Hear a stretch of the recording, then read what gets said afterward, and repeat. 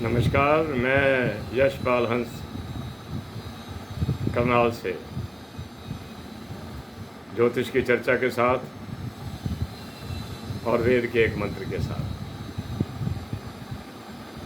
वेद के मंत्र, जैसा कि मैं अक्सर कहा करता हूँ, वेद अपवर्षीय ग्रंथ है, अर्थात ईश्वर के द्वारा स्वयं जिसकी रचना करवाई गई। ये विज्ञानमयी ग्रंथ है और संसार में जो कुछ हो रहा है वो भी सब विज्ञानमयी है। विज्ञान के अलावा कुछ नहीं हो रहा। ऋतुएं बदल रही हैं, जैसे ऋतु बदलती है हमारे खाद्य पदार्थ भी बदल देता है परमात्मा। हमारी प्रवृत्ति के अनुसार जो चीज़ हमें हमारे लिए उपयुक्त होती है, परमात्मा उसको पृथ्वी पर उतार देता है। वारे करने वाले परमात्मा, विचित्र कारीगरी वाले परमात्मा, कोई तुलना नहीं है आपके प्रभु। वास्तव में आप एक छत्र स्वामी हैं। आज मैं ग्रहों पर भी चर्चा करूंगा, शुक्र पर चर्चा करूंगा। आज शुक्र के बारे में आपको मैं पहले बता दूं, क्योंकि लोगों की ज़्यादा इच्छा ग्रहों के बारे में जानने की होती है और हम भी कोई इसमें पीछे नहीं हटते। मैं आपको ज़रूर बताऊंगा। मेरा ये कर्तव्य है आपको परिचित कराना उनसे। शुक्र जिसे कहते हैं लग्जरी का एक ग्रह है। प्लैनेट्स के अंदर इसे सुंदरतम कहा गया है। जिन लोगों के कुंडली के अंदर शुक्र बड़ी प्रधानता लिए होता है, ये वास्तव में बड़े सुंदर होते हैं, बहुत सुंदर होते हैं, पर्सनैलिटी वाले होते हैं। अगर 1000 बंदों में भी खड़े हों तो इनकी अपनी एक निजी पहचान होती है। अगर शुक्र कुंडली, मैं आपको बताता हूँ ना कि सारे ग्रह 12वें घर में जाकर कमज़ोर होते हैं, दुर्बल हो जाते हैं, लेकिन शुक्र एकमात्र ऐसा ग्रह है जो 12वें घर में जाकर अपनी पूर्ण शक्ति को पकड़ता है। पूर्ण शक्ति को, जिसका 12वें घर में शुक्र हो, हम कुंडली देख कर कह देते हैं कि ये आदमी धनवान भी होगा, धन का सदुपयोग करने वाला भी होगा और दूसरों को भी इसके धन से लाभ हो सकता है। कई लोगों के पास धन बहुत होता है, लेकिन वो सिर्फ उनके अपने लिए होता है। कई लोग ऐसे होते हैं वो अपने धन का उपयोग तो स्वयं के लिए तो करते हैं, लेकिन अगर अपने किसी मित्र को, सखा को कष्ट आदि में देखते हैं तो उनकी सहायता के लिए भी आगे की ओर आते हैं। मैं शुक्र पर चर्चा करूंगा। मेरा जीवन बीत गया ज्योतिष के अंदर, मैंने कितने वर्ष हो गए, जो अवस्था से लेकर आज इस आयु तक, जिसे वृद्ध अवस्था भी कहने में मुझे संकोच नहीं है। बहुत सी बातें आजकल मैं देख रहा हूँ, आप भी देख रहे हैं, आप ऐसा अनुभव भी कर रहे होंगे कि भौतिक पदार्थों की कमी, जिसमें सबसे ज़्यादा भौतिक पदार्थ धन है। धन हमारी परम आवश्यकता है। धन के बिना जीवन नहीं चला करता। तो ये कहे कि धन के बिना, धन परम आवश्यक है। मुझे चाणक्य का एक शब्द याद आ रहा है, अर्थो ही धर्मस्य मूला। धर्म का मूल भी अर्थ है, यानी कि पैसा है।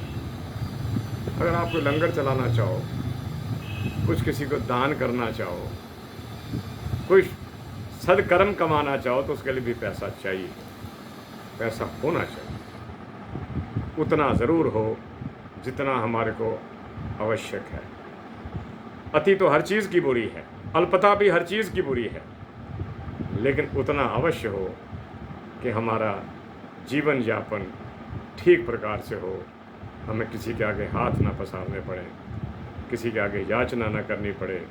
ईश्वर की कृपा हम पर बनी रहे, हमारी बुद्धि उस ओर जाए जहाँ पर हम अच्छी प्राप्ति कर सकें। आज मैं आपको वो मंत्र बताने जा रहा हूँ जो धन की बात करता है। ये मैं एक बार बहुत वर्ष पहले, शायद 2 वर्ष पहले, जब मैंने शुरू किया था YouTube पर आना, मैंने तब भी इस मंत्र की व्याख्या करी थी। शायद आप भूल ना गए हों, अगर दोबारा बताता हूँ, ताकि आपको देखिए, एक तो हम धनोपार्जन करते हैं अपने कर्मों के द्वारा, अगर उसमें ईश्वरीय सहयोग भी हमारे को मिल जाए तो हमारा काम स्थायी हो जाता है, हम सब कुछ प्राप्त कर जाते हैं। अब आप ये सुने, सिर्फ 5 शब्द का ये मंत्र है, छोटा सा मंत्र, छोटा सा मंत्र है, और ये पहले सुन लीजिए आप, फिर मैं इसका अर्थ भी करता हूं। मूर्धाहम, पहला शब्द, मूर्धाहम रैणाम मूर्धा समानानाम भूयासम, यही शब्द, ये सामवेद का मंत्र है, ये सामवेद का मंत्र है। क्षमा कीजिए, ये अथर्ववेद का मंत्र है। आप इसको ढूंढ सकते हैं अथर्ववेद के अंदर, ये 16:3-11 इसका ये अध्याय, पृष्ठ आदि, नंबर आदि। मूर्धा हम रैणाम मूर्धा समाना नाम भूयासम, मैं इसका अर्थ कर देता हूँ। जिन लोगों को धन चाहिए, आप इसका जपन प्रातः स्नान आदि करने के बाद, जस्ट ना भी किया हो, कोई ऐसी बात नहीं है, ईश्वर तो आपकी भावना को समझेगा ना, उसे कोई इन चीज़ों से कुछ लेना नहीं कि आपने स्नान किया या नहीं किया। हाँ, वैसे होता है कि हम जब यज्ञ आदि करते हैं तो हमारा ये कर्तव्य है कि हम स्नान आदि करने के बाद सुंदर साफ सुथरे वस्त्र पहनकर यज्ञ आदि पर बैठे, लेकिन ये जाप 20-21 बार कर दिया करो, ज़्यादा हो सके ज़्यादा कर दिया करो। वेद की ऋचाओं का, वेद के मंत्रों का ईश्वर के साथ सीधा संबंध है। कहते हैं ये ईश्वरी वाणी है, और ईश्वर अपनी वाणी को बड़ी सुंदरता के साथ जानते और समझते हैं। वैसे तो ईश्वर के लिए सब वाणियाँ बराबर हैं, जितना वो संस्कृत को जानते हैं उतना वो हर भाषा को जानते हैं। ईश्वर है, दिखाई नहीं देता, मैं पिछली बार भी कह रहा था दिखाई नहीं देता, लेकिन हर जगह पर उसकी उपस्थिति है, हर जगह वो हमारे साथ हैं। आप कोशिश तो कीजिए, उनके साथ तो चलिए, उनको ढूंढने की कोशिश तो करिए, वो आपको जगह जगह पर मिलेंगे। मेरे गुरुदेव कहा करते थे, उसकी इच्छा के बिना पत्ता नहीं हिलता, और वाकई ही नहीं हिलता, जब तक हवा ना चले पत्ते भी नहीं हिला करते, और हवा उसकी इच्छा से चला करती है। मूर्धा हम, लिख लीजिए, ढूंढ लेना, अथर्ववेद का मंत्र है। अथर्व कहते हैं, अथर्व का मतलब क्या है? अथर्व, जब इंसान की थिरकन खत्म हो जाए, वो लड़खड़ाना उसका छूट जाए और वो स्थिर हो जाए, उस वेद का नाम अथर्ववेद है। ये अथर्ववेद का मंत्र है, जिसमें ईश्वर ने कहा कि जपन कर, मैं तुझे धन दूंगा। मूर्धा हम, मूर्त कहते हैं सबसे ऊपर बैठना, मूर्त ऊंचा। मूर्धा हम रैणाम, दौलत के मामले में, धन के मामले में मैं ऊंचा बैठूं, अर्थात मैं बहुत धनवान आदमी हूँ। मूर्धा हम रैणाम मूर्धा, रैणाम कहते हैं धन दौलत को, रैणाम मूर्धा, धन दौलत के बारे में मैं सबसे ऊंचा बैठूं। मूर्धा हम रैणाम मूर्धा समाना नाम भूयासम, ये शब्द भी सुन लेना कि मुझे ज्ञान के बारे में भी समान रूप से धनवान बनाना। ये ना हो कि मैं धन के प्रति धनवान बनकर ज्ञानवान न बन सकूं, ऐसी उसने कामना नहीं करी।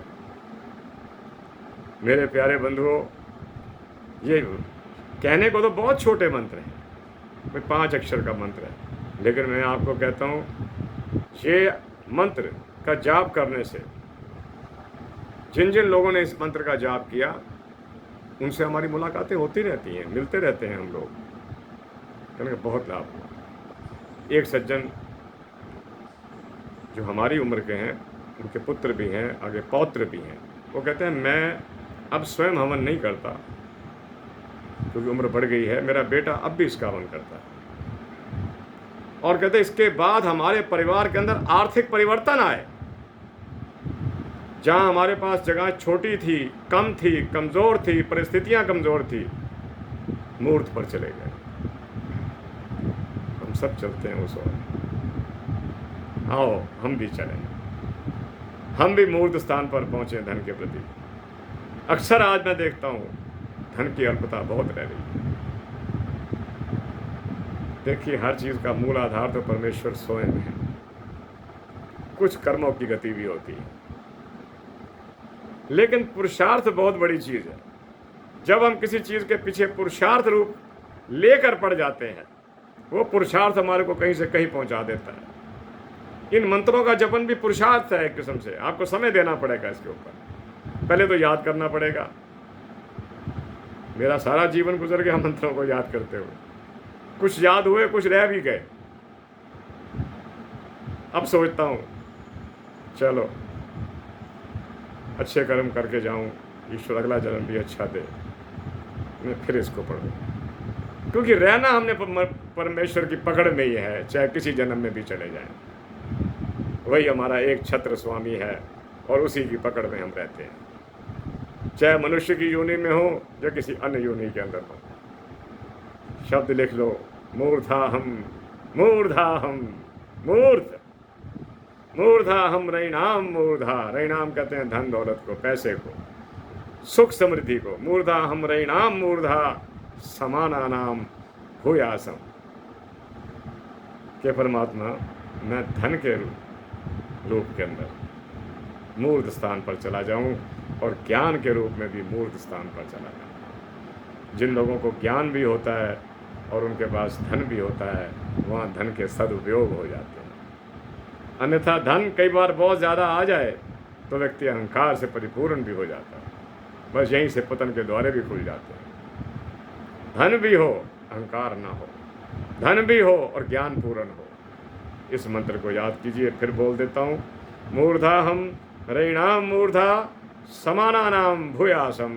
परमात्मन एक कृपालु मूर्ध स्थान पर बैठाना मुझे, रैणाम के मामले में, अर्थात धन के मामले में, दौलत के मामले में, सुखों के मामले में। मूर्धा हम रैणाम मूर्धा समानानाम भूयासम। भूयासम से एक अभिप्राय कि मैं हर क्षेत्र में मूर्ध स्थान पर हूँ।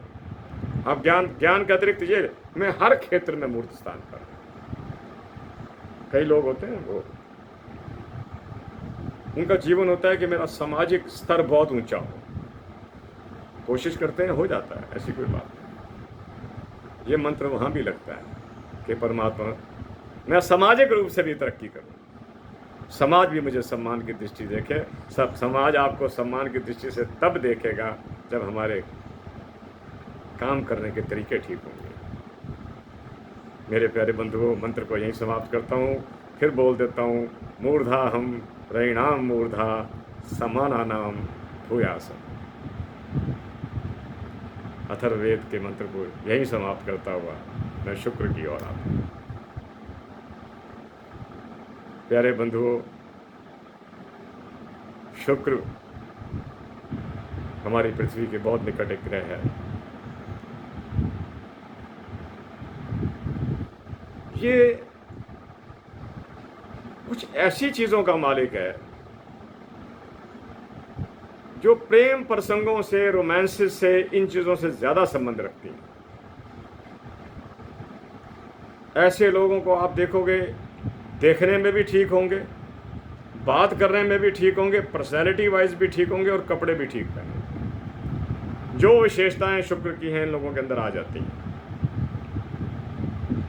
जैसे चंद्रमा वाले व्यक्ति, मैंने अक्सर चंद्रमा जिनके लगन में हो, वो फेयर कम्प्लेक्टेड एंड वेल पर्सनैलिटी, बात करने में बहुत अच्छे होते। ये चंद्रमा का समय, शुक्र की बात कर रहा हूँ। शुक्र जिस आदमी के लगन में बैठ जाए, देखने में बहुत अति रूपवान होगा। महिला हो, पुरुष हो, कोई हो, ये बचपन से ही सुंदर होते हैं।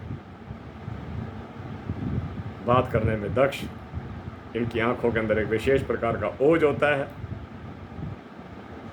और ये बहुत भूखे होते हैं, प्रेम देने में भी और प्रेम लेने में भी, प्रेम करने में भी, प्रेम को प्राप्त करने में भी इनकी बड़ी चाहना बनी रहती है और इनको प्रेम मिल भी जाता है। शुक्र की प्रबलता है ना। अगर कुंडली के अंदर लगन में शुक्र बैठा हो, अगर वो कहीं तुला का शुक्र हो गया, वक्री ना हुआ, ये देख लेना, वो व्यक्ति आचरणवादी होगा, चरित्रवादी होगा, सुंदर होगा, उसका अपना एक समाज में प्रभाव होगा, वो सबको प्रिय होगा, उसको भी सब प्रिय लगेंगे। मेरे प्यारे बंधुओं, शुक्र अगर दूसरे भाव में हो और कहीं बुध के घर में आ जाए, प्रेममयी बातें करेगा, दूसरों को खुश करने की बातें करेगा दूसरे घर में। और अगर शुक्र दूसरे घर में वृष राशि को प्राप्त कर जाए, यानी कि मेष लगन हो, और दूसरे घर में शुक्र अपनी राशि का हो, धनवान हो, बहुत व्यंजन खाने का उसको शौक भी हो। तीसरे घर का शुक्र व्यक्ति को सुस्त करता है। अगर कहीं शुक्र के साथ शनि बैठ जाए तो कई बार वो मानसिक तनाव में भी आ जाते हैं, टेंशन में भी आ सकते हैं, कोई रोग भी पाल सकते हैं। तीसरे भाव की बात कर रहा हूँ, क्योंकि पुरुषार्थ में दो विरोधी ग्रह चले गए, एक लग्जरी का मालिक है और एक शनि है। शनि का तो आप जानते ही हैं, शनि का और शुक्र का मित्रता है, लेकिन विचारों में बहुत भेद है। वो कहाँ खर्चा करने वाला, वो बिल्कुल खर्चा ना करने वाला। अगर चतुर्थ भाव में शुक्र बैठा हो मेरे बंधुओं, ऐश करवा देगा, सुख दिलवा देगा, अपना घर होगा, अपनी गाड़ी होगी, अपने परिवार के बड़ों के साथ उसका समानता का नहीं, आदर का भाव होगा, आशीर्वाद लेगा। शुक्र अगर पांचवें घर में हो, प्रेम प्रसंगों में लिप्त रहेगा, कई बार विवाह भी अपनी इच्छा से हो जाता है। ये हमारा एक पक्का सिद्धांत है कि पांचवें घर का शुक्र प्रेम विवाह करवा सकता है। अगर ना करवाए प्रेम विवाह तो शादी ज़रूर परिचित परिवारों के अंदर होगी। छठे भाव का शुक्र वैसे तो व्यक्ति को शत्रु रहित रखता है, लेकिन अगर कहीं शत्रु क्षेत्र में आया पड़ा हो, उसका प्रबल शत्रु मंगल है, अगर कहीं मंगल के क्षेत्र में आया पड़ा हो, वो व्यक्ति सरकारी मुकदमों आदि में लिप्त रह सकता है। सातवें घर का शुक्र व्यक्ति को सुंदर जीवन साथी देता है, ज्ञानवान जीवन साथी देता है, अच्छा जीवन साथी देता है। मैं एक बात भूल गया, अगर पांचवें घर में किसी का शुक्र, मैं जैसे कह रहा था प्रेम प्रसंगों के बाद, लेकिन ऐसे व्यक्ति की संतान बहुत समझदार होती है। आते हैं आठवें घर की ओर। आठवें घर में कोई भी ग्रह उतना कल्याणकारी नहीं हो सकता, क्योंकि आठवें घर का ग्रह अगर अपने क्षेत्र में चला गया, तो शुक्र है वृष में या तुला में आ जाए तो ये योग बना देगा, बहुत अच्छा कर देगा, कोई कमी नहीं आएगी। That will be wonderful. नवम भाव का शुक्र व्यक्ति को दान करने की क्षमता देता है, और अगर कहीं वृष और तुला में आ जाए तो व्यक्ति कई संस्थाओं का मुखिया भी हो सकता है। दसवें घर का शुक्र अगर कहीं व्यक्ति को राजनीति में ले गया है तो उसको राजनीति में दक्षता प्राप्त होगी। 11वें घर के शुक्र की सीधी सातवीं दृष्टि फिर 5वें स्थान पर आ रही है, ये भी कल्याणकारी है। और 11वें घर में शुक्र बहुत अच्छा है। अंतिम बात, 20 मिनट होने को आ रहा है। 12वें घर का शुक्र, जैसे मैं अक्सर कहा करता हूँ, 12वें घर का शुक्र वास्तव में बहुत अच्छा है। अगर कहीं ये अपनी राशियों में चला जाए, सूर्य साथ ना बैठा हो, वक्री या अस्त ना कर रहा हो, वो व्यक्ति विदेश यात्राएं भी करेगा, विदेशों में सेटल भी हो सकता है, धनवान होगा, ईटेबल चीज़ों का भी काम करेगा, और उसके पास किसी चीज़ की कोई कमी नहीं होगी। लेकिन उसमें एक बात ज़रूर होगी, वो अपनी बात को मनवाने का आदी हो। ये मेरी बात है, तर्क शक्ति हो, उसको तर्क शक्ति कह सकते। मैं फिर हाजिर होता हूँ, कुछ कभी ना आ सकूँ तो क्षमा भी कर दिया करो। मैं अक्सर कहा करता हूँ, मेरा आपका संबंध सिर्फ एक कथावाचक, एक ज्योतिषी के रूप में है। आप सब्सक्राइब करें तो ठीक, ना करें तो मुझे कोई बोल। मैं चाहता हूँ कि मेरी आवाज़ आप तक पहुँचे। मेरी आवाज़ सुनो। मैं अपनी आवाज़ सुनाना चाहता हूँ क्योंकि ये आवाज़ मुझे ग्रंथों ने दी हुई है, मेरे गुरुओं ने दी हुई है, मेरे परिवार के पूर्वजों ने दी हुई है। मैं चाहता हूँ कि मैं अपनी जीवन यात्रा को जैसे जैसे पूरा कर रहा हूँ, इस आवाज़ को भी बांटता चला जाऊँ, इस आवाज़ को भी बांटता चला। फिर मिलता हूँ, शीघ्र मिलता हूँ। मुझे आज्ञा दीजिए। जय जगत, जय भारत, नमस्कार।